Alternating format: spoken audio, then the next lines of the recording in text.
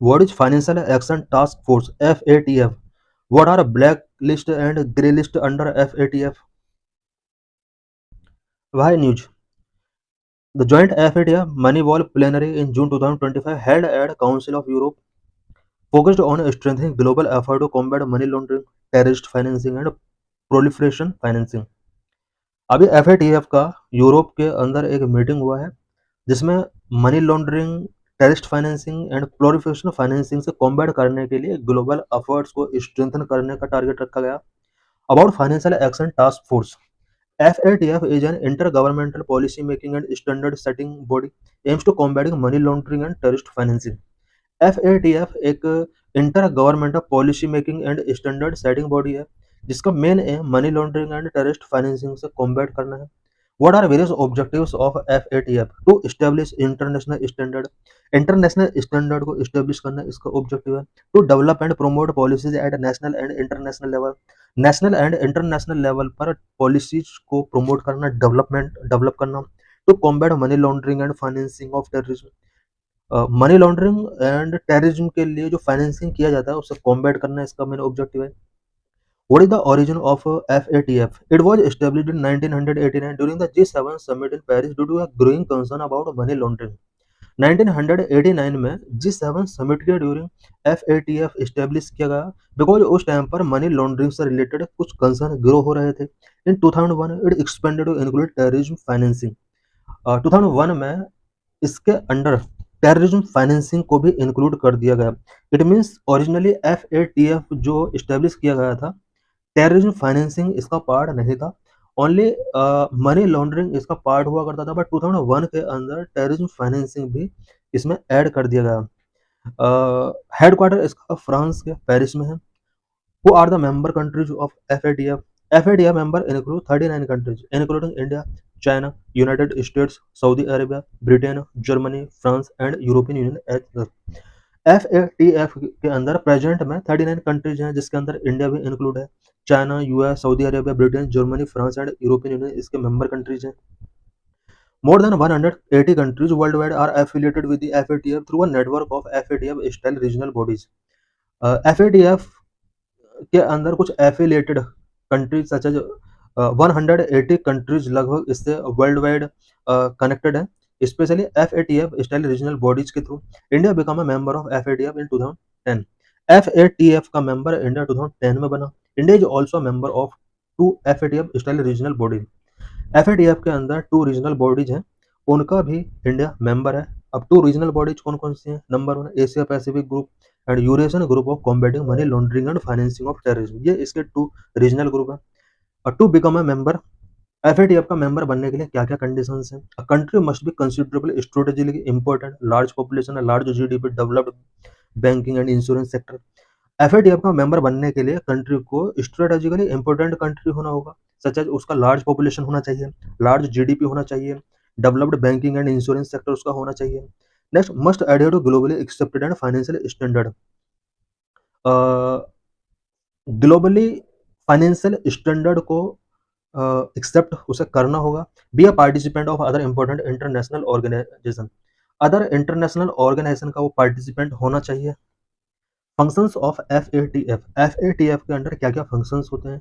The FATF research how many is laundered and terrorism funded, money का किस तरह से लॉन्ड्रिंग किया जाता है, टेररिज्म को किस तरह से फंडिंग किया जाता है, इससे रिलेटेड रिसर्च FATF करता है।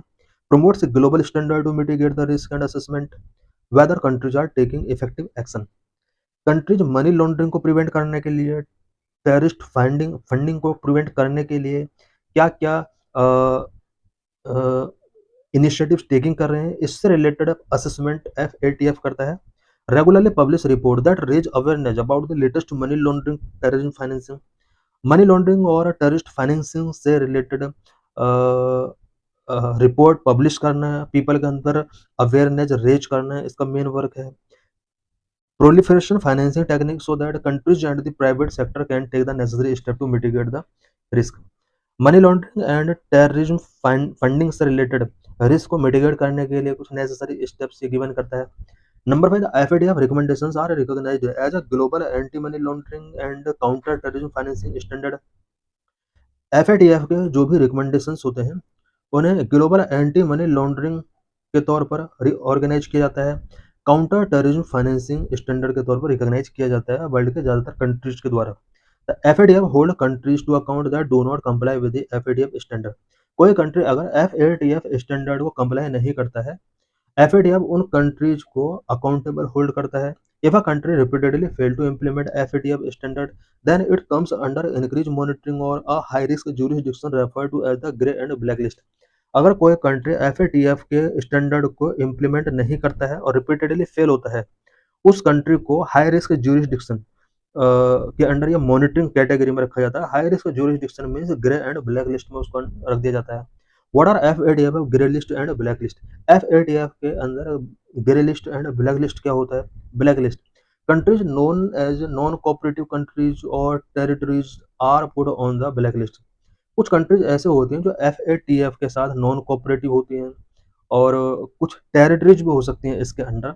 इस तरह के कंट्रीज को ब्लैक लिस्ट में डाला जाता है। These countries support terror funding and money laundering activities. ये वो कंट्री होती हैं जो टेरर फंडिंग को सपोर्ट करती हैं, मनी लॉन्ड्रिंग एक्टिविटीज को बहुत ज़्यादा सपोर्ट करती हैं। FATF revise the black list regularly, adding और deleting entries. FATF regularly black list को रेगुलरली रिवाइज करता है। इसमें कुछ कंट्रीज को ऐड किया जाता है, कुछ कंट्रीज को डिलीट किया जाता है। Grey list countries that are considered a safe haven for supporting money laundering and terror funding are put on the FATF grey list. कुछ कंट्रीज ऐसी होती हैं जो money laundering and terror funding को सपोर्ट करने के लिए एक सेफ हेवन प्रोवाइड करती हैं। एफएटीएफ के अंदर उन कंट्रीज को ग्रे लिस्ट में इंक्लूड किया जाता है।